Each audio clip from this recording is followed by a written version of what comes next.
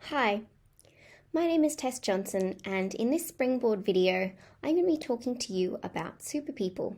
Should we enhance humans? Now, my work at the Oxford University is as a researcher and as a DPhil candidate at St Catherine's College, the University of Oxford.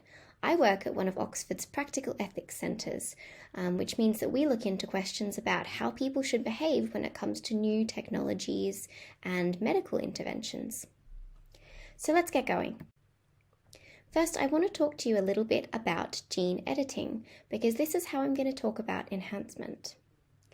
So, as you can see on the slide, gene editing happens sometimes at the embryo stage, which is shown with this needle and the egg there, or the cell that has new things put into it. And the idea is that if we change people's DNA, people's genes, then we can change a lot about who they might become in the future, like this little baby. So we can make these changes to existing people as well. And we can change future people by changing them when they're embryos. And we can make lots of different types of changes too. So as I talk about gene editing, I'm not just talking about enhancements and making super people. I might be talking about lots of different changes. We might change people's characteristics. We might change who is born in the future. We might change people's height, their mood, their tastes, or their memory. And those might be the kinds of changes that we call enhancements and that might cause super people to be born in the future. So the question that we're looking at really in this springboard video is whether we can make super people in the future, and if we can, should we do that? We're going to be looking at one particular argument against enhancing future people and where it might go wrong. So now I'm going to talk about our objectives in this session. Our first objective is to discover what human enhancement means and how we can actually go about achieving it. What is human enhancement, and what are the ways that people might be doing this in the future? Our second objective is to understand how an argument from distinction works in philosophy, because that's the type of argument that we're going to be discussing in this enhancement context. And thirdly, we're going to learn how to refute an argument from distinction, how to break it down and argue against it. So I want to get through these objectives by starting off looking at something a little bit less sci-fi than gene editing, but something that still constitutes an enhancement. So we're not looking at all of this fancy changes to people's DNA right now, but we're going to look at the original context where enhancements were talked about and where this difference was drawn between when we're treating people and when we're enhancing them. This was when people started to say, maybe it's better if we treat people, but it's not actually good to enhance them. Maybe there's a morally relevant difference here. And that's when this becomes a real practical ethics question. So let's look at the example that I'm thinking of. Imagine that there are two quite short children, each of them belonging to different families, and they're teenagers and they're brought in to see the doctor. Imagine these are two boys, Harry Small and Shorty George. Now, each sets of parents, Harry's parents and George's parents, have brought each boy in requesting growth hormones to make him reach a usual adult height. Harry is short for an unidentifiable reason. He just seems to be short naturally. But George is short because he has a tumor in his brain that is pressing on the area that usually produces the growth hormones. That stops him growing to be as tall as he otherwise would be in adulthood. Now, a philosopher called Norman Daniels came up with this example, and he wants to use it to show how the treatment enhancement distinction works in real life. So this case is important because in the US, at the time when Daniels was writing, medical insurance would have covered George, the boy with the tumor, to receive the growth hormones. They would have said, this is a treatment for George. But in Harry's case, where he was just short naturally, the growth hormones would have been seen as an enhancement and they wouldn't be covered by medical insurance. Do you think that there's an important difference between George's case and Harry's case? That's what we're going to talk about today.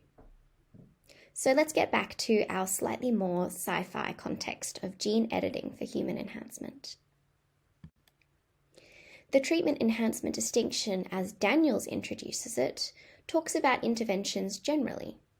He says that interventions, the treatment enhancement distinction is a distinction between interventions meant to prevent or cure or otherwise ameliorate conditions that we view as diseases or disabilities. And that's a difference from interventions that improve a condition that we view as a normal function or feature of members of our species. So we have changing people who might have a disease or a disability on one hand, and that's a contrast with changing people who are seen as normal on the other hand. And the main thing that the treatment enhancement distinction says is that it might be good to treat people, but it might not be good to enhance people. We're going to see how that argument works next.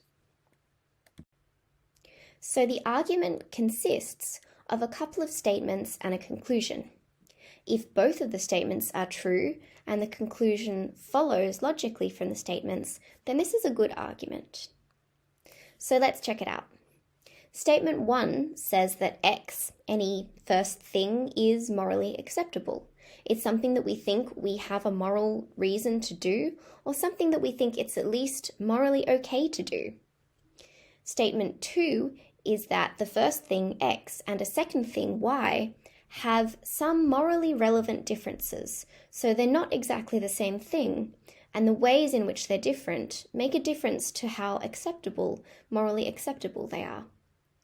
The conclusion is that Y is not morally acceptable. So the second thing isn't morally acceptable, even though the first is, because they have these important differences. Now that's what we call a general argument structure.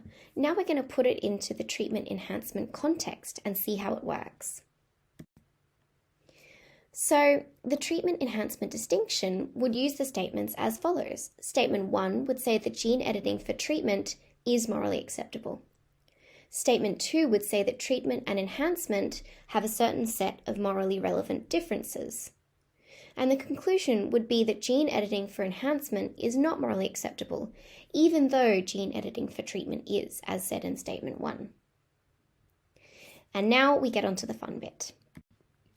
What I'm going to challenge you to do is to see how the treatment enhancement distinction might work. And then we're going to see whether you might want to argue against it as well. So I've come up with a couple of questions, and what I want you to do is to go through these questions, and I'm going to ask you to pause your video in a minute so that you have time to write down your answers.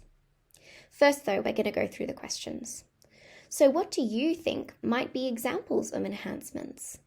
We might talk about things that improve people's minds or their sociability or physical enhancements. You can also think of things that might not even be gene edits. Maybe you can think of enhancements that happen by using certain drugs or physical aids or something else that makes people improved. The second question is what might be examples of treatments. You can think of certain conditions that might be, say, genetically based and how we might be able to change those. Or you can think more generally of ways that we treat or cure diseases today. Once you've thought of these examples, I have one final question for you in this activity. And that is, can you think of any differences between these treatments and enhancements that might make the treatments good and the enhancements bad? Is there anything about their purpose or how necessary they are, or anything else that might mean that treatments are good and enhancements are bad? Take a moment to pause and we'll come back. So hopefully you've had a chance now to write down some answers. You might have thought of things like caffeine or coffee that can be an enhancement for people by improving their concentration. You might have thought of non-enhancements, things that we have as treatments, like taking paracetamol when you have a cold. And the gene editing side of things, maybe there are ways that we can make people super smart, and that would constitute an enhancement. Maybe there are other ways that we could change people's genes that would prevent them from being born with diseases that we know cause a lot of suffering, like cystic fibrosis. Whatever you came up with, have a bit of a think, and have a bit of a think too about what made you say whether or not there were morally relevant differences. You might have said that treatments are more necessary because people are already suffering, whereas normal people aren't suffering. That might be a good reason to think that treatments do more good than enhancements do. You might have come up with a lot of other things too. You're going to get the chance to evaluate those arguments later on in this session. First, I want us to go on to the next part that's talking about breaking down arguments from distinction. So we might think that actually there could be some enhancements that are good. Some of the examples you came up with, you might think that they're morally acceptable. If you wanted to make that argument, you would need to break down or refute the argument for the treatment enhancement distinction. I'm going to give you an idea of how you could go about doing this. So in this final section, we're discussing how that can be achieved. And there are two main ways that you can think about doing this. The first is by finding similarities between two things. If you find enough similarities, maybe the morally relevant similarities outweigh the morally relevant differences between a first thing like treatment and a second thing like enhancement. You could also try denying the differences that people bring up between say treatment and enhancement or two other things by using counterexamples. And I'm going to show you how counterexamples might work now. So say I make a claim. Say that instead of claiming the treatment enhancement distinction, I say all dogs have spots. If you wanted to use a counterexample to argue against this, you might bring up something that doesn't have spots. You might say, what about Labradors? They don't always have spots, so not all dogs have spots. That's how we use counterexamples, and you can use them with the treatment enhancement distinction as well.